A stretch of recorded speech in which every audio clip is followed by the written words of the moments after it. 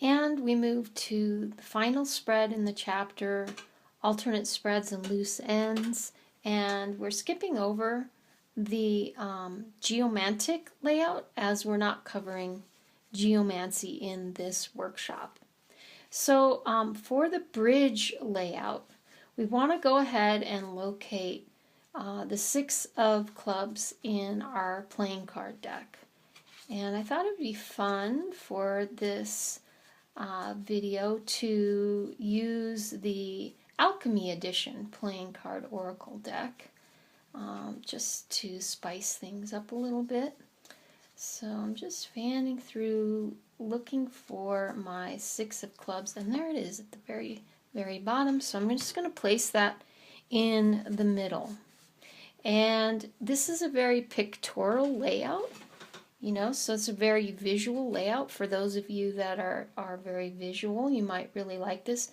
And before I lay the cards out, actually I'm gonna, you know, go through all the procedures as usual, as we would for any reading, you know, formulating our question well, shuffling, all the stuff we've already covered.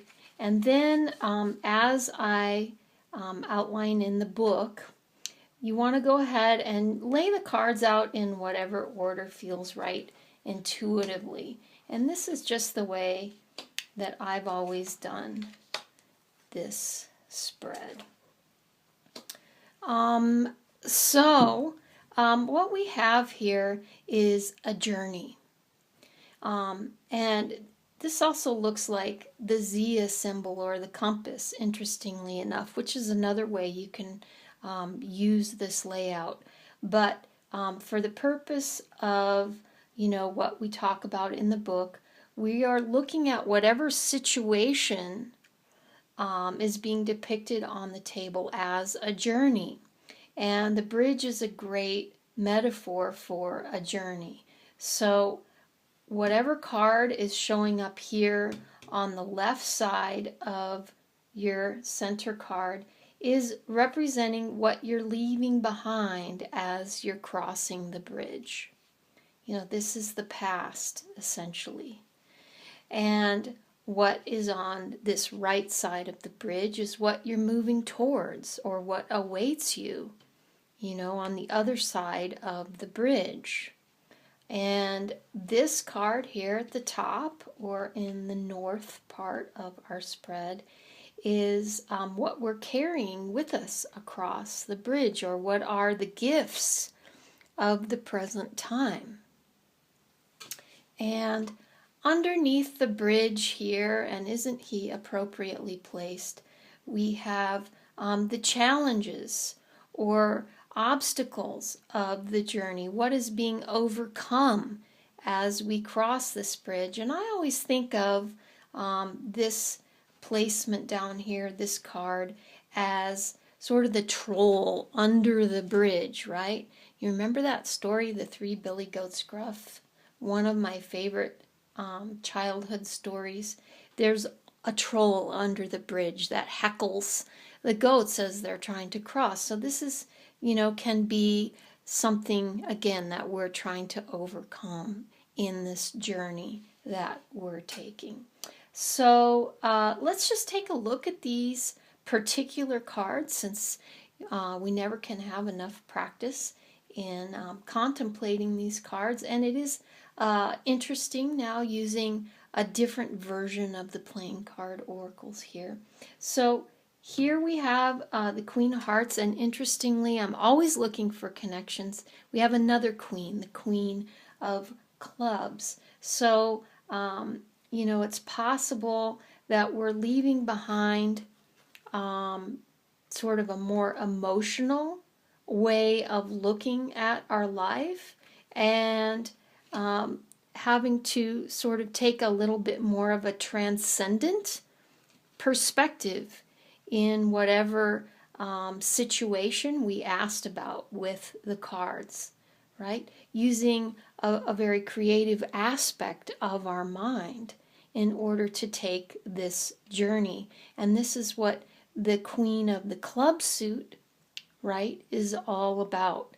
She is all about the use of the mind and the creative or visionary use of her mind.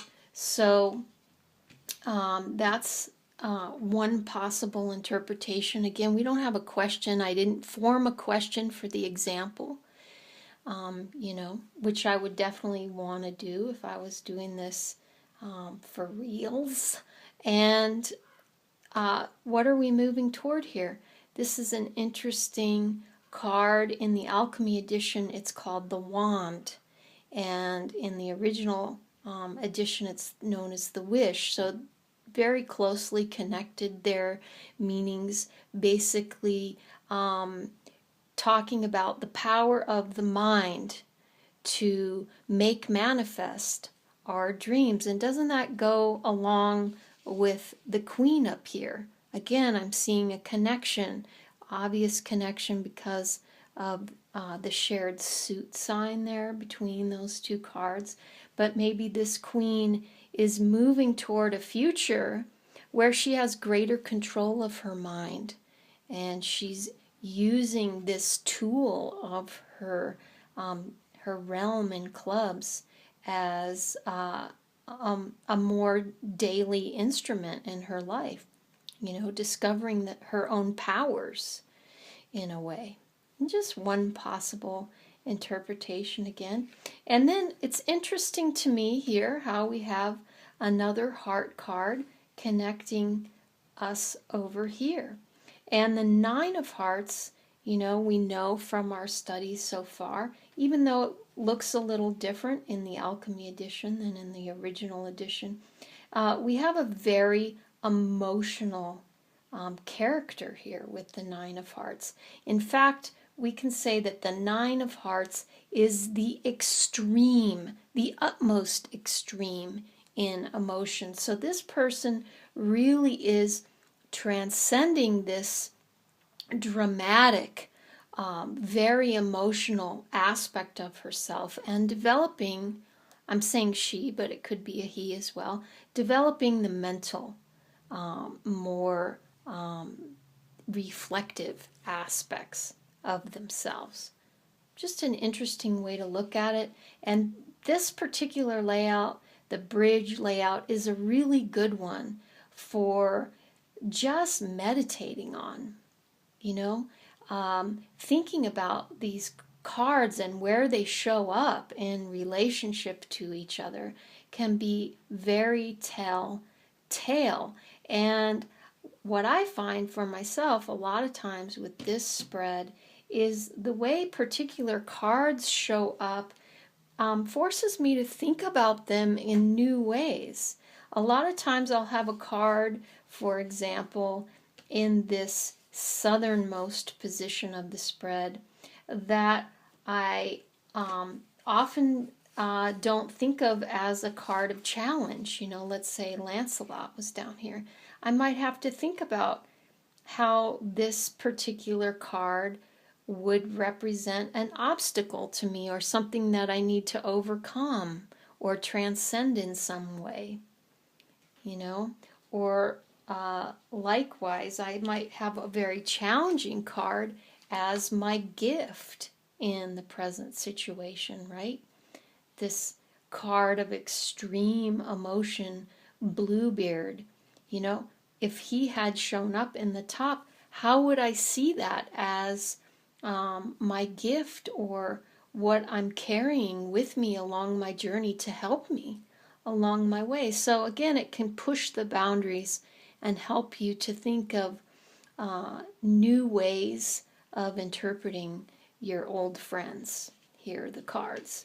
So, yeah, that's it. And again, because it is the shape of a compass, with the north, south, east, and west cards, that can be an interesting way of looking at your cards as well, thinking about the correspondences in the book, and the elements and suits assigned to the four directions.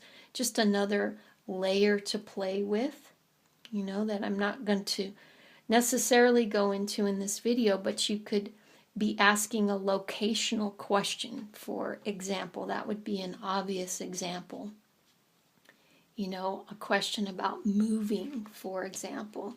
And you could use this as the 4 directions. So that's the bridge for today, guys. And thanks for watching this video.